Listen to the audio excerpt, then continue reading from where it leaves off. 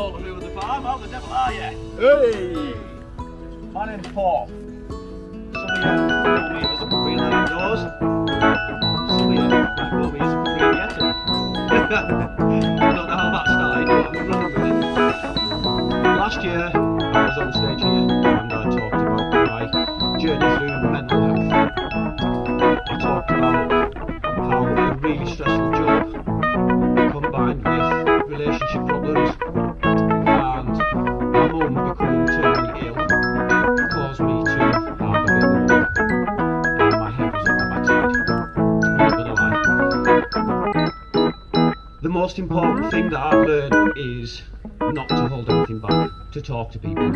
I went and got some help. I spoke to my doctor and I went and got some counselling.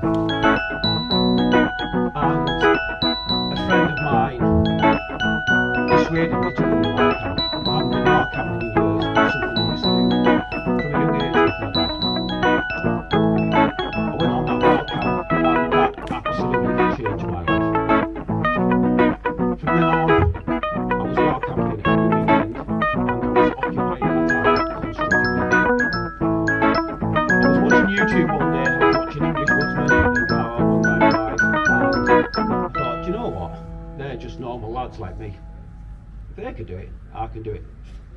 So I set up a Cumbrian Lad Outdoors on YouTube, started filming videos, and to be fair, they're pretty bang average. But what happened after that was a complete surprise to me. I met up with Adam in the wild. I met up with Moose Outdoors. I've met and made so many friends through YouTube and wild camping. And it's not something that happened deliberately, it's something that just happened naturally.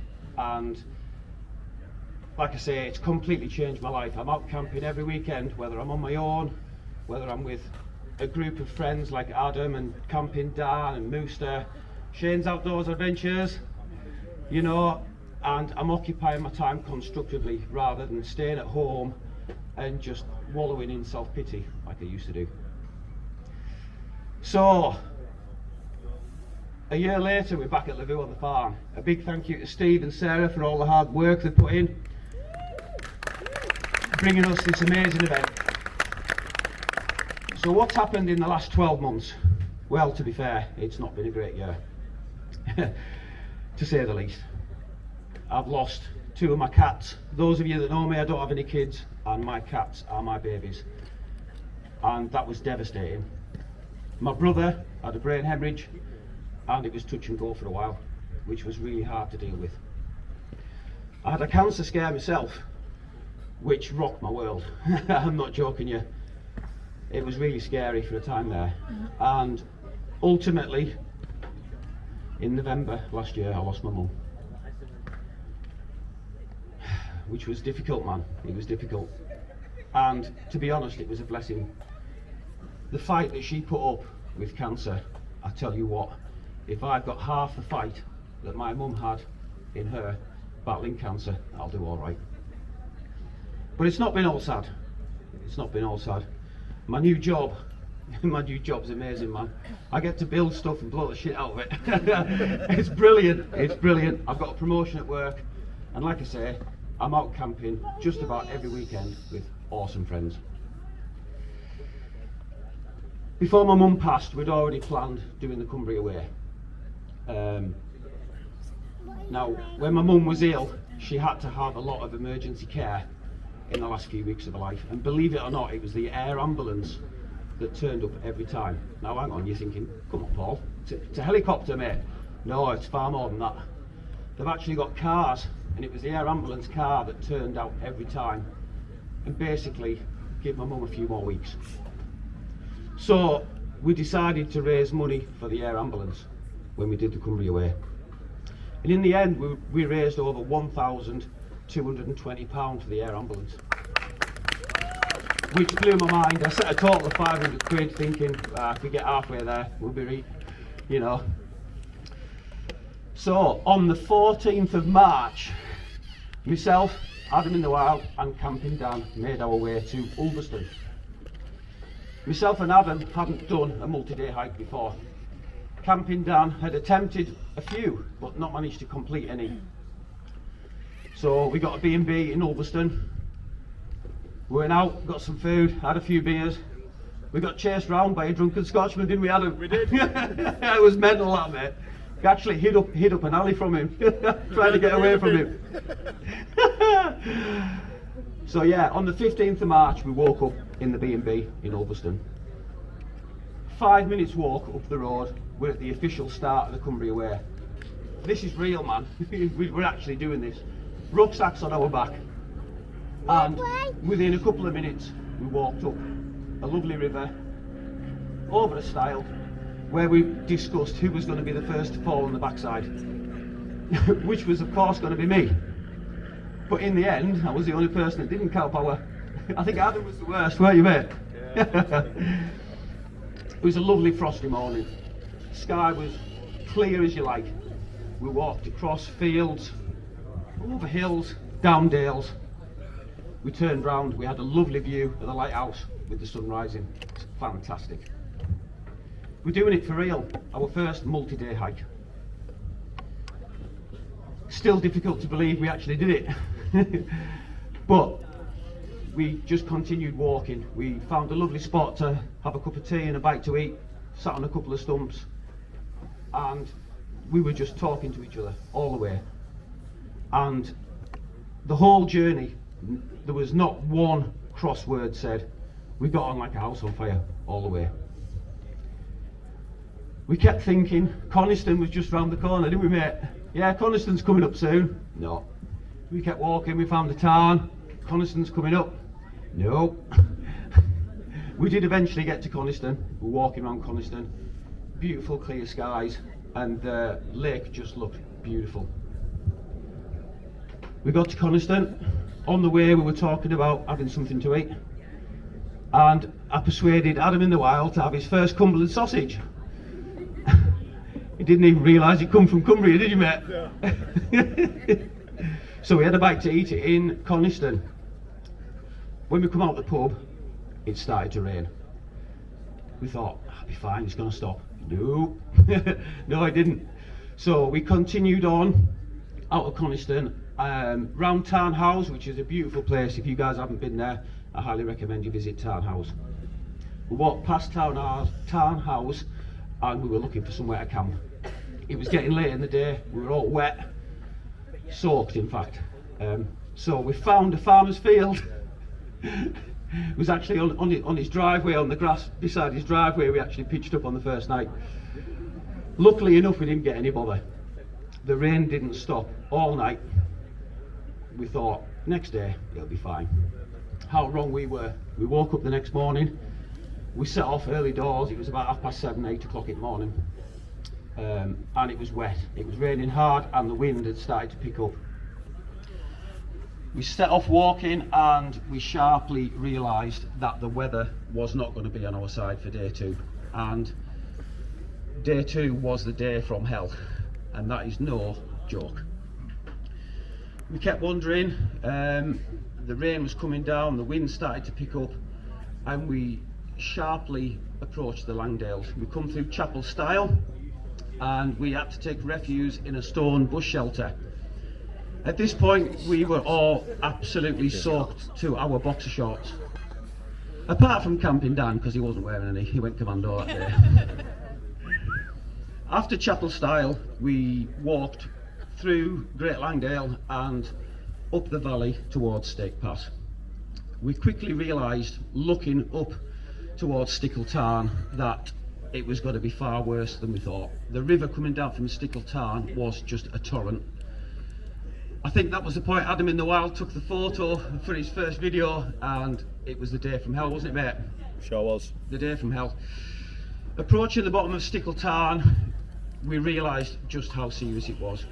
The wind was approaching 60 miles an hour and the rain just wasn't stopping. It was getting worse. We slowly started to ascend Stake Pass, and that was hard work, man. It really was. Adam actually forged ahead at this point, and I thought, yeah, he's just got his head down, he just wants to get the job done. But I later on found out that it was so he could have a little cry. He could sit by a rock and have a little cry just because it was that bad. Myself and Camping Dan were following behind. We kept having to take our, what we call a giant jelly bean off our rucksacks because the wind kept blowing it off. We were having to put them back on. By the time we got to the top of Stake Pass, we were absolutely knackered. Now at the top of Stake Pass there is a small tarn, and it should have been about a 20-minute walk across before we descended down into Borrowdale. Yeah, that didn't happen. The main river itself was, what should have been maybe a couple of metres wide, was 30-35 metres wide. We hadn't taken into account, as well as the rainfall, there was snow melt. So basically all the snow was melting and it just filled this river up like nothing I've ever seen. The small tributaries that run into that river shouldn't have been any wider than my foot. However, on this day they were 3 to 5 metres wide. So the only way of getting across these little tributaries was to take the rucksacks off, throw the rucksacks over and take a running jump. And when I say a running jump, that didn't clear the rivers. We were still landing up to our knees in water. So like I say, what should have taken 20 minutes took us 3.5 hours to cross. There was, I don't know, 8-9 rivers like that on the top, Adam? At least. At least. Now, I'm approaching 50, so Adam in the Wilds just had his 30th birthday. Yes, I. Camping Dan is a little bit older than that, but I've got the best part of 15 or 20 years on top of these guys, and if I'm honest, before I started the walk, that made me nervous. You know, I'm not the spring chicken I used to be, and at this point I was starting to tire big time. We had in our mind this path that goes down to Borrowdale. We called it Ziggy Zaggy because it was a path that zigzagged, so we were focusing on that. Once we got to the top of that and looked down to Black Moss Pot in the Borrowdale Valley, it wasn't getting any better. The river was, you couldn't even see Black Moss Pot. It was just so vast. There was rivers and waterfalls coming from the side of the fell that just shouldn't have been there. We decided to carry on and we walked down. We were basically walking in paths that were 2 to 3 foot deep in water. And that was tiring. We were soaked to the skin, we were cold. We should have got past Keswick on day 2, and we were well short of that. We didn't know what we were doing. Now I remember once we got to the bottom of the Borrowdale Valley where Black Moss Pot is, we were all beaten. We were all going home. There was no way we could finish the Cumbria Way after this. We were cold, wet through to the skin, and mentally we were all broken.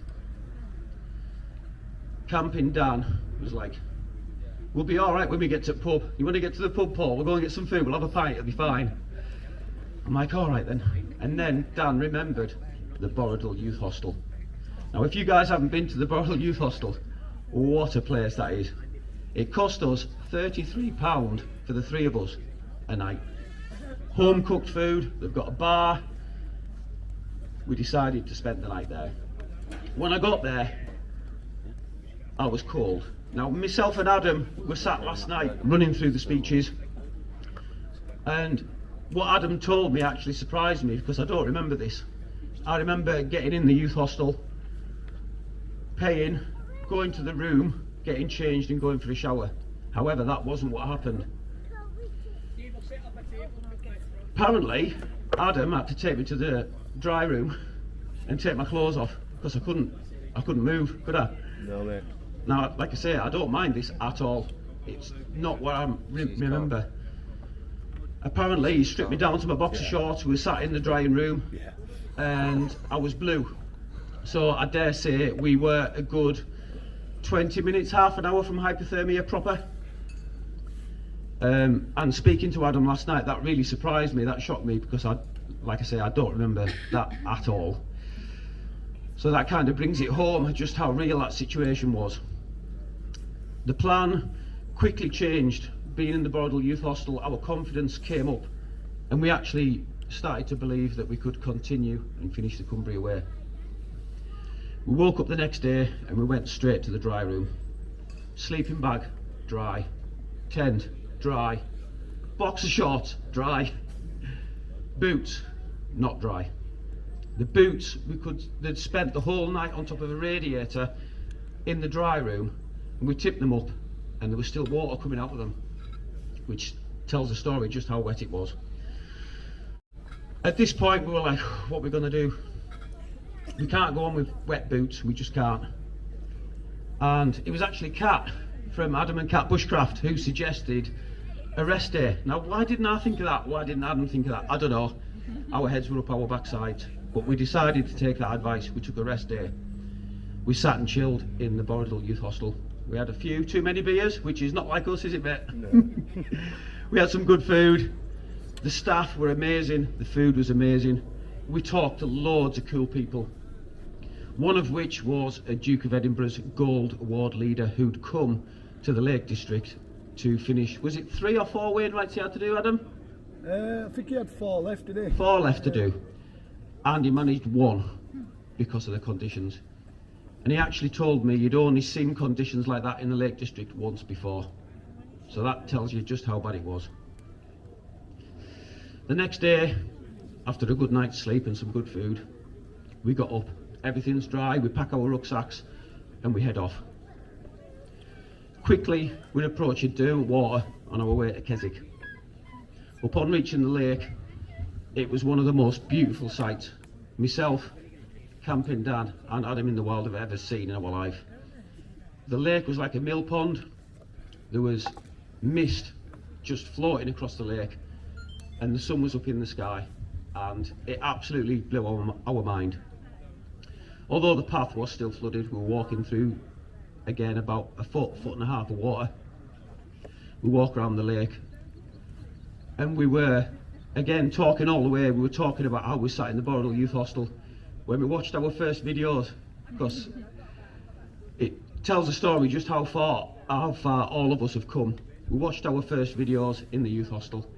I burnt my sausages and tried to blag it off. That was how I liked them. Adam in the wild was sat in the middle of nowhere necking cheap cider, and camping Dan knocked his kettle over and put his fire out. So we're walking around the lake, absolutely wetting ourselves. It went really quick. Sharply we were in Keswick. We went to Booth's, got a sandwich, and we continued on our way. Up around Latrig and onwards. We set up camp for the night, and that was when it started to hit home. We were all really tired, the muscle aches were starting to kick in. We headed down to the Mooresdale Valley, and that was when the Yeti sat-nav kicked in, wasn't it, mate? OS Maps was telling us that we were heading one way, but I knew it was a different way. We went up to Skidder House, and we'd heard at Skidder House you can get food, you can get a beer. So we tapped on the door, no one answered, we went in, and there was 5 or 6 lovely ladies sat there. So we walked in, introduced ourselves in typical fashion, and that was when they informed us that it was a private booking. They booked the whole place to themselves for the weekend, and we just interrupted the book reading club. It was a beautifully bleak place up there. I mean, you are in the middle of nowhere. So we moseyed on towards Colbeck, and like I say, the legs were starting to ache. Adam was having real trouble with his feet. Dan had tweaked his knee. Luckily enough, I wasn't having too many problems other than my feet were really starting to hurt, and we headed towards Colbeck. We camped up just the back of Colbeck in a field, which turned out to be a campsite that was shut. And the guy that owns the place came over to us and asked us what we were doing. Once we explained what we were doing, he was cool with us staying there, and myself and Adam and Dan actually donated the money that it would have cost us staying in the campsite to the air ambulance. So on day 1 we did 21 mile, on day 2 we did 18 mile, and on day 3 we did 26 mile, which is the furthest I've ever walked in one day in my life. Waking up on the final day, it left us 15 miles to go until Carlisle. We set off early in the morning, 7:30, and we were quickly at the summit of our only Wainwright on the route, which is High Pike, is it, mate? Yeah. High Pike. At this point, yeah, we were all starting to struggle massively with our legs and our feet. We headed down towards Carlisle and we walked the muddiest path I've ever walked in my life. We walked along the longest river, the River Caldew, which never seemed to end, and we ended up at Dalston. I've never been so pleased to see a corp in all my life. Can of Coke, sandwich, and we were quickly back on our way. The route that we should have taken along the River Caldew was actually shut from that point. There's some gasworks, so we ended up having to walk along the road. Now, believe it or not, that was when it actually got the worst. You would think walking along the road would be easy, but that's when the feet really started to hurt. Adam, you actually lost 2 toenails? Yeah, 2 toenails he lost. And we quickly started to see Carlisle City. I could see the big chimney, Dixon's chimney, and I knew at that point we weren't far from the finish. Everybody at this point was really starting to struggle. Dan was limping badly, Adam was limping badly, and yeah, I could barely put one foot in front of the other. But I knew there was only half an hour to go. We quickly started to reach the centre of Carlisle. We walked through past the old castle, past the old quarter of Carlisle, and past the cathedral, and there it was, the finish line. The finish line was there, we'd done it. We all took our turns at the finish line to finish our video off. The sense of relief and achievement at the end was absolutely unbelievable. I still can't believe to this day I walked that far in 3.5 days. With the best of mates, and I wouldn't change it. Like I say, we didn't have one cross word the whole journey. So what do you do after you've walked 84 miles from Ulverston to Carlisle? Yeah, you got Wetherspoons, don't you? You go and have a pint. I had warned Dan and Adam just what a different place Carlisle is. Yeah, that didn't work, did it, mate? Carlisle's a special place. It's a bit rough and ready. We had a pint in Wetherspoons and it was time to go home. So I went to stand up. Yeah, that didn't happen. Adam and Dan had to pick me up out the chair. My legs just weren't working. What should have taken 5 minutes to walk from Wetherspoons to the train station took me 35 minutes. My legs were broken. I was waiting at the train station and I saw this guy walking towards me. Like, he's walking towards me, he is. I don't know him. All right, Cumbrian lad, I've been watching your journey on YouTube. I've been watching your posts on Facebook and Instagram on your Cumbria Way. There's a beer for you. Which absolutely blew me away. This stranger that I didn't know had been following me. And he said how inspirational I was. I'm not inspirational. I just go out and do what I love doing. Film it, stick it on YouTube, you know. But I've inspired someone, and that's happened a few times. I was out camping with Craig, the one-legged wanderer, and we were up at, there he is, at the back there. Hello, mate. We were camping up at Styhead Tarn, and I heard, hey up, you're a Cumbrian lad, aren't you? I've been sat on my backside for the last 3 years. I haven't been out. But watching your channel made me get off my backside, made me get out walking, made me get back out camping again. And to this day, that's something that blows my mind. Somebody like myself that's had a brush with mental health and does something as simple as going out and camping and sticking it on YouTube can inspire people. The stigma around mental health is something that I still find shocking. I mean, why would you treat somebody with a broken brain differently to somebody with a broken leg? You wouldn't, would you? You wouldn't. It's just another body part that is broken and needs a bit of treatment and a bit of time to fix itself. So I'm going to say the same to you guys as I did last year. If you are struggling, you need to speak to somebody, anybody. Go and see your doctor, get some counselling. It's just another body part that needs to be fixed, and it can be fixed, and I'm living proof of that. Adam in the Wild is living proof of that. And to finish with, I'm going to say the most important thing and I said it last year, get yourselves outside, get yourselves walking the fells, get yourselves out wild camping, and you get to meet loads of cool friends like I've got. So thank you very much for coming to Lavvu on the farm and listening to me speak today. We are in the YouTube corner, which is over in the far left hand side of the field over there. Please feel free to come and say hello, come and grab a beer with us if you've got any questions about the kit that we use, how we make our videos, or you just want a crack and a beer. Come and say hello. Next up on stage is my good man Adam in the Wild. He's going to be talking a little bit about wild camping and boxing and how boxing helps him with his mental health. Thank you very much.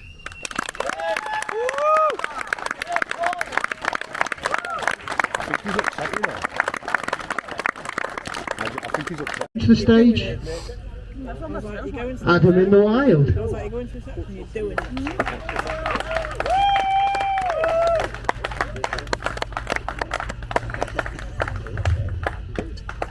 You alright? Hello everyone. Let's move this here. Move this.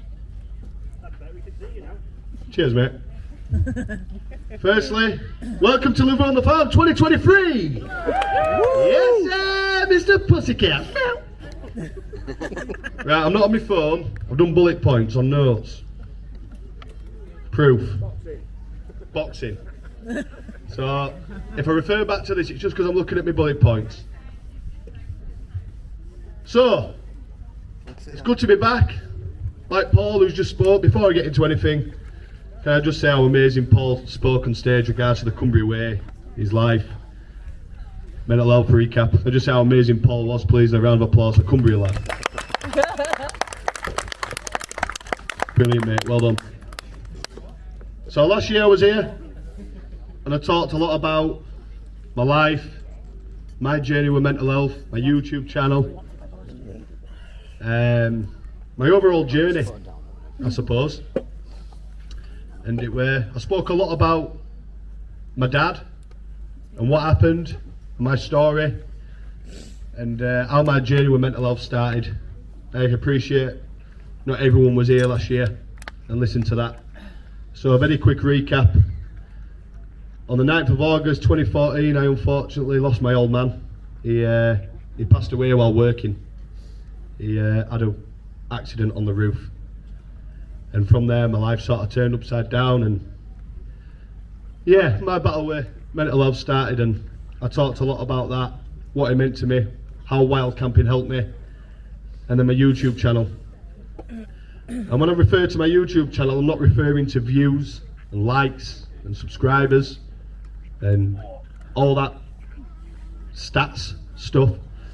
I'm referring to what the YouTube channel has done, and as Paul said, it's introduced me to, we don't call them friends, we call them brothers and sisters, because it's changed my life, and I love every single last one of you that I've met through there, and I'm just glad you're all here today, so love you all. Right, back to my notes. Boxing. Okay, so I do go outdoors, I do my wild camping, I do my YouTube, that's my hobby. And quite the opposite of that hobby, I've got a second hobby. Boxing. Yeah, it's a bit of a different kind of thing to walking about on hills, isn't it? Getting smacked in the face in working men's clubs. But it's great. How did I start boxing, why did I start boxing, and what has it done? When I lost my old man, I went to Australia. And I travelled quite a lot of the world, really lucky. And I've always loved boxing, loved it. I followed it while I was over there. I watched my IFL TV religiously, which is like a boxing interview YouTube channel. And I followed it as I was there, and I just had a deep love for it. And I always thought I'd love to be able to box. I'd love to do it, but I wouldn't have a clue where to start. So as I discussed last year, I ended up coming home after about 4.5 years travelling, because I was a bit of a mess. And my mum, God bless her, big shout out, Ange. She's alright, is Ange. She got me home, And I moved back into my old man's house with my stepmum and my stepsister Becky. And I thought, I really want to try boxing, it's just what I want to do. You alright, Steph, love? No, there's a wasp. There's a what? There's a wasp, everyone. Evacuate. Evacuate the place, come on. Fire drill. Sorry, I have a phobia. It's alright, love. You're not coming next year. So when I got back, I signed up to do one of those charity fights. Big shout out, Paul. You've done one. You have. You fought King Kong, didn't you, mate? You got battered, didn't you? Good lad. Yes, sir. So I signed up to do one of them, and I did it in Wakefield, which is just next to Leeds. People from Wakefield, they always say, where you from? Leeds. Whereabouts? Renforth. That's Wakefield, mate. Stop calling it Leeds. WF postcode. Anyway, that's another rant. So I did me boxing in Wakefield, did the 8 weeks training with ultra white collar boxing, that cancer research one. Did the training and I fought a lad called Stephen Pretty Boy Higgins, never forget him. My first fight. First time I've ever tried it, first time I've done all. Went into the charity boxing match and I stopped him in about 30 seconds. Anyway, that went all well and good, it went all for charity, it went all for fun, brilliant. I got out of the ring after 30 seconds, I got my arm raised and the feeling was like no other. What a feeling that was. But I also felt a bit shortchanged. Yeah, it's nice to win. Yeah, it's alright looking good in 30 seconds. But you do all that training and it's all for charity. I'd rather have been in there, you know, for 3 rounds and other kid as well who I boxed. I'd rather he got his full opportunity. So I won that fight. And the coach said to me, he says, you can't leave it at that. He says, do another one. He said, I'll get you a really hard opponent. He says, you won't be out of there in 30 seconds this time. Keith is called, Keith Brook. He's a right weapon, actually. I mean, I'm into my women, but he is fit. So I did another one. And I got my opponent. And I remember him. He didn't even call himself by a real name. He called himself the Honey Badger. Says it all, doesn't it? The bloody Honey Badger. Out of everything. So it was big, it was game, and he'd boxed before. So I got matched with him. And my coach said, if you can beat this kid, I'll tell you something after. I said, right, okay. What a fight. What a fight. Absolute war. 3 rounds of hell. It like day 2 at Cumbria Way, Paul, actually. I think I'd rather have been in ring than Rivers, actually. But 3 rounds of hell, and I beat him. I boxed his head off. I got out of the ring, and my coach said to me, he said, if you beat him, I'm going to tell you something. He says, go on, he says, you can box. And that was more important to me than winning. He says, you can box. He says, it's time to take it up. I says, right, really? I'm going to be a boxer? Yeah, Adam, you can box. Right, okay. Here we go. Back to notes. Meow. Oh, it says boxing. Right. So after that, bearing in mind in these charity fights, you're boxing big gloves, 16-ounce gloves, and you've got an head guard on. It's relatively safe. A company called WCF, White Collar Fighter, they reached out to me. Well, my coach set me up with them. They do charity fights, but what they also do is they put on fights on their shows of people that have boxed before. Minimal. Couple of fights. But it just sort of improves the quality of the shows. It's not all like first timers and stuff like that. They said, we want you to come and box on our shows. You don't need to raise any money for charity. I don't like that. Just turn up and box. Do your training and box. And you're still in 16-ounce gloves, you're still in head guard. And they says, if you win 3 fights in a row, you'll become a WCF champion. I thought, oh wow, champion, sounds nice. So I did. I went and did my training. Went into my first fight with WCF. I mean, that poor woman, there's been days on end sometimes where I've locked myself in my bedroom, closed the curtains. It's 10 o'clock in the morning. I close them curtains, I don't talk to anyone. And she's looking after my beautiful daughter all day, well, I'm like that. And her words exactly was, Adam, you need to box. That's what does it for you. My camping does it for me. My outdoors does it for me. But I don't camp through a week because I work. My boxing does it for me. That's my medication, the training. I said, but if I box again, I can't come back in big gloves and head guard at this low level because I've done it. It's not cheating, but I'm looking for an easy route. You're running away from wasps again? Oh yeah, yeah. Jesus. I said, I'm coming back. And if I come back, I'm coming back properly. No head guards, small gloves. We're going for it. At least I know that. I signed up to Mark Holmes Promotions, semi-professional. And the small 10-ounce gloves, no head guards. And he arranged my first fight. My first fight at this level was against a guy called Rory Roberts from Fleetwood near Blackpool. Looking forward to the fight. I've trained right hard. Everything's brilliant. I'm in shape. I'm in good nick. I made weight, nice and easy. Got my small gloves at first time. Get to the fight. Fight night. Promoter walks in. Sorry, Adam, he's pulled out. Oh, you're joking. Yeah, he's pulled out, mate. Last minute, said he's got flu. He said, I've got you an opponent last minute. Just don't worry about who it is, just get in there. Craig McKelland, they were called. I says to my team, who I'll talk about in a minute, I says, don't research, don't YouTube him, don't do all. I says, all right. Got in there, first time, small gloves, no head guards. Very, very daunting experience. Walk to the ring. Now this part for me is the part where I'm going to tell you something before the rest of the talk, which I've not told anybody, even you, Steph. Oh, great.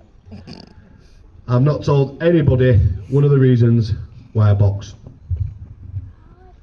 Yeah, the training makes me feel good, blah, blah, blah. But there's a certain part of me which I get back for about 20 minutes every time I fight. I always wanted to take a bit of my dad in the ring with me. So everyone's got sort of a boxing nickname. I don't know, the Hammer Machine. If you look at my back, I'm called Adam Big Rob Hamblett. My dad's Big Rob. And I'll come out to the ring and I walk to the ring to his song, Town Called Malice by The Jam. Yes, Town Called Malice. You can sponsor me, link in description. And It's funny, isn't it? I like to think I'm a tame, timid, soft, kind person, I suppose. And I'm like that on fight night.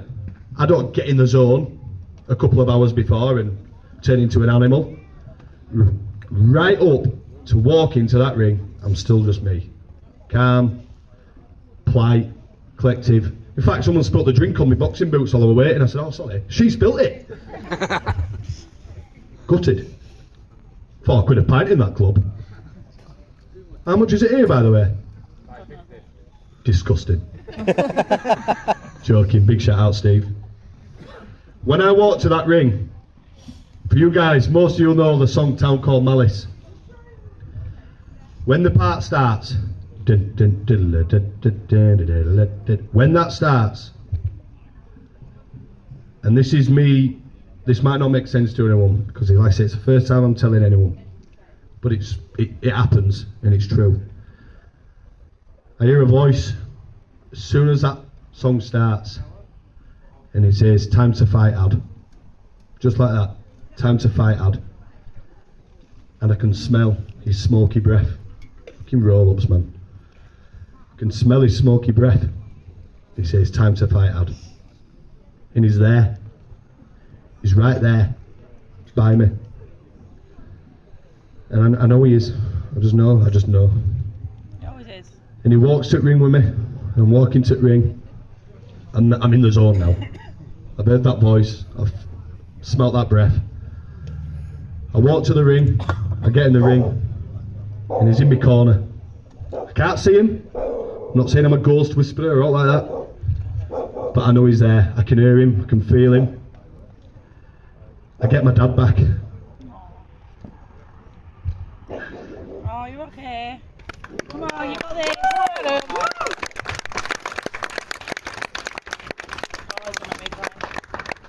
Come on, Adam, you got this.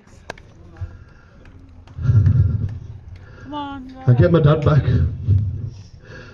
You're okay. And I box. And I fight. Pardon my French, I fucking win. You do. He does. And when that fight ends, before the results announced, before if I've won or lost, he goes, I just know he goes, he don't care if I've won or lost. He's done his job. He's made sure I'm alright.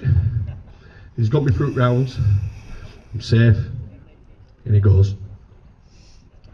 I won that fight against Craig McKelland.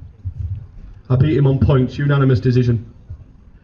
And after I YouTubed him when I got back to the changing room, the first video I saw was him knocking some gadget out in 20 seconds in MMA gloves. Thank God I didn't YouTube him before. This is it now. It's time to become a champion again. I've done it at this level. I can compete at this level. Let's become champion.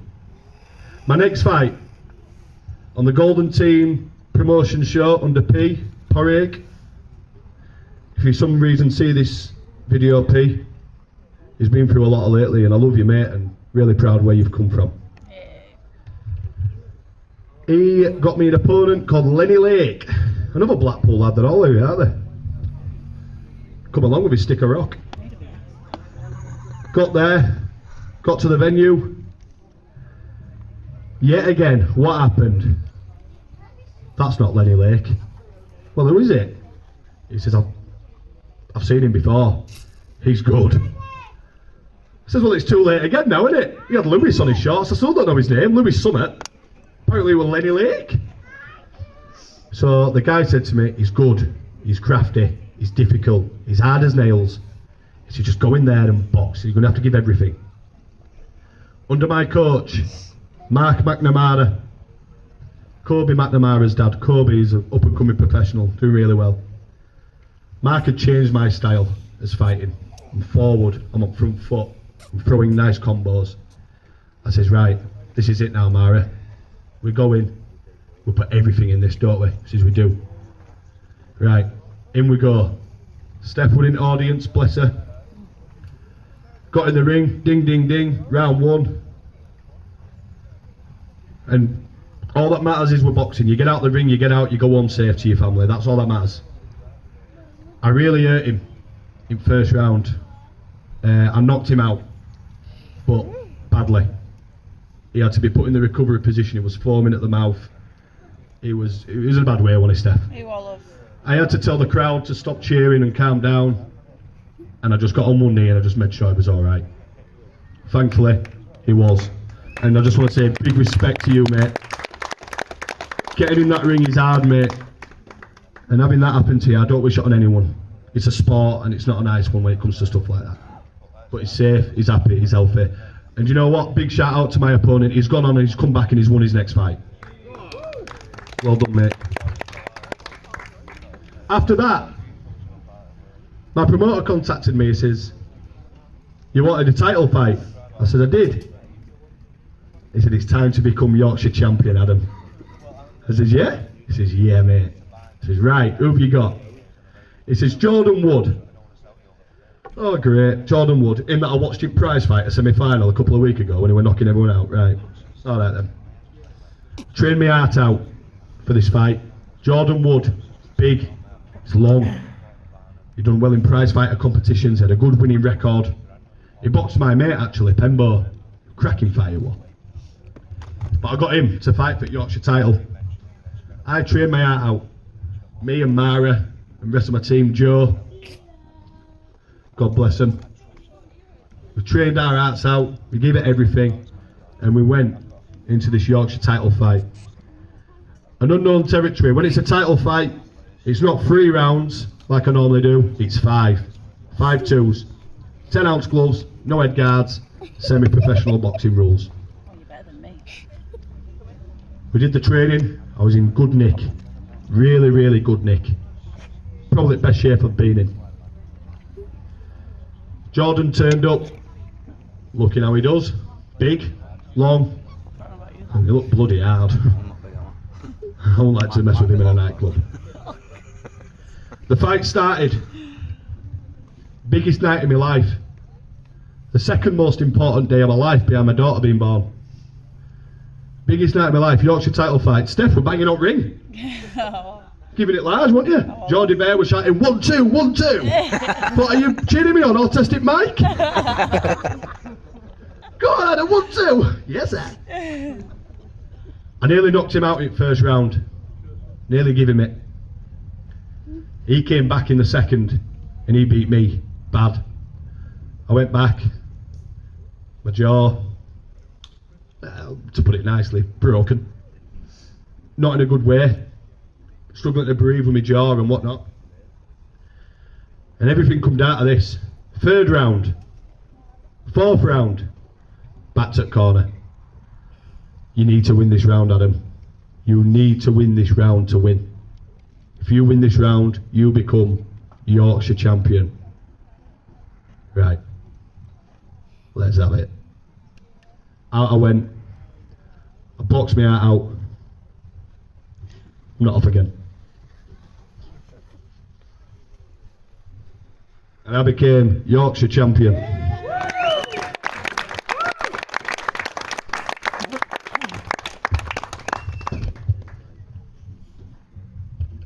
The happiest and proudest moment in my life, barring my daughter being born. But believe it or not, this then did something to me, and not for the positive. That day I boxed for the Yorkshire title, I was in a bad place, wasn't I, Steph? You all have. I didn't want to be in there. I wanted to pull out the fight. Yeah. I didn't want to box. I was crying. I was struggling with my anxiety.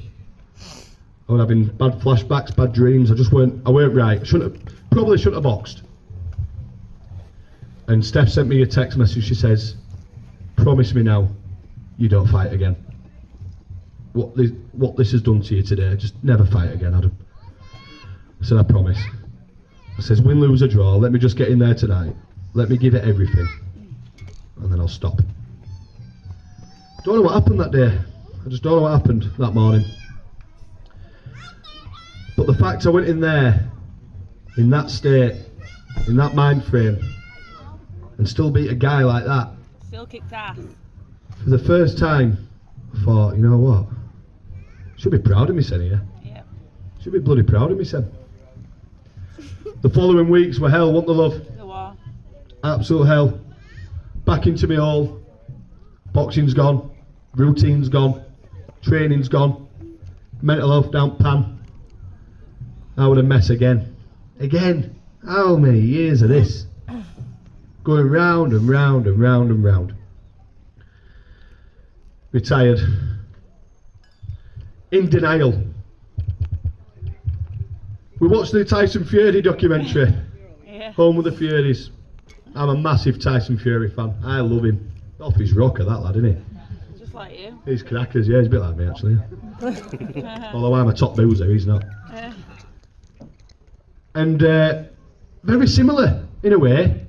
His medication's the boxing. Yeah. He can't go to I struggle with counselling, I've tried it. The tablets make me feel sick. I struggle. But when I go boxing, I feel good. I'm 30 years old. I won't be young forever. Do it while I can. Do it while I can. Forget retirement. I go back into training camp Tuesday. I'm fighting on 25th of November. Fighting a kid called Luke Dyson. You lot have seen a picture of him. You're all calling me nuts. He's had 74 fights. He's been a British champion. He's been an English champion. He's been multiple area champions. But he's getting knocked clean out. Yeah. Will I? Have you? Big shout out, Wayne. But more importantly than that, my mindset's different. I'll get out safe, he'll get out safe. And that's all that matters. And all that matters to me now is the training. 11 weeks I'm doing for this camp, starting Tuesday. For that 11 weeks I'm going to be happy, I'm going to be healthy, I'm going to be clean eating, no drinking. Drinking today though, am I? Living on farm, you what? And I'll be healthy, and I'll be a better person, I'll be a better partner, and most importantly I'll be a better dad.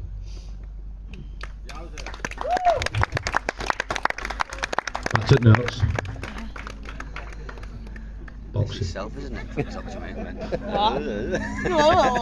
you mean. As I said last year, I talked about my YouTube channel and outdoors and all that jazz. Bit different this year, isn't it? But that's why I'm here. Because of my YouTube, because of my outdoors. That's why I'm here today. Not because I've beaten Jordan Wood in Working Men's Club. But I just want to say a massive thank you and just send my love, as Paul mentioned it and spoke about it. The people I have met, Paul, Mooster, Camping Dan, Mrs. Camping Dan, Shane, Rachel, my biggest fan, Ethan. Just for him. Probably littering actually, but it means something to me. Leave no trace. Leave trace. Leave no trace, people. Chris Packets. Well, there's a claim, you know, I get a claim in. And this year I couldn't do it. Don't know why I couldn't do it. I didn't go, did I, love? No. I didn't go to statue. I didn't go, not on his anniversary, and not on his birthday. Just something, I just couldn't do it. But I've got my dad's can of Foster's here. Happy birthday, Dad. I love you. Marching on together. Thanks everyone for listening. Enjoy the rest of Lavvu on the farm. Let's get absolutely smashed! Woo! Yes, sir! Go on, then. That's it, so over the hay bales, then you're into the tyres. Go on, go on. Quick. Keep going, keep going. Fast as you can. Quick, That's it, through the through tyres. Go on. Ready, go. How do we get over these? Step in them. Woo! The sickle one you've got reach. Nearly from a worker down. Yeah, I'm going over the tyres. I can't reach that one. I need to get over them. Along the balance beam, look. Yeah, I'll fall down this. Look, there's another wheel on there. I need to get over this wheel. And there's the other one.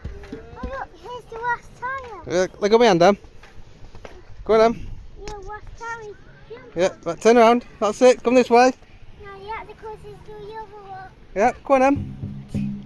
One's going to start Yeah, up you got to go round. That's it, keep going. Do well, go one. on. Bumpy. Ah, look.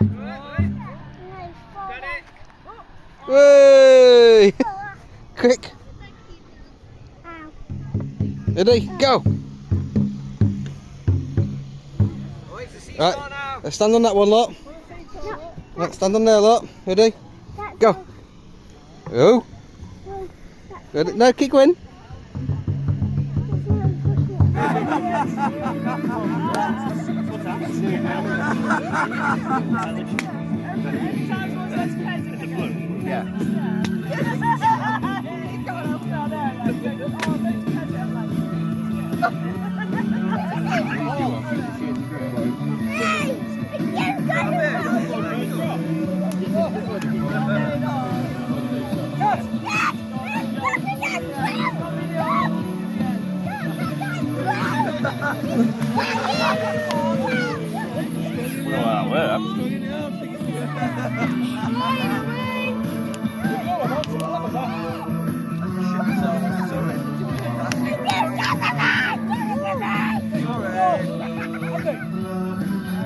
Oh, what? Go.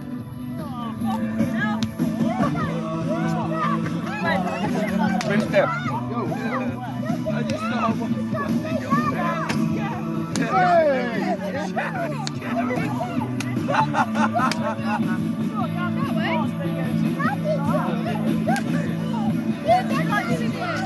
Scuba chair. Scuba chair. How to get that photo? You got it?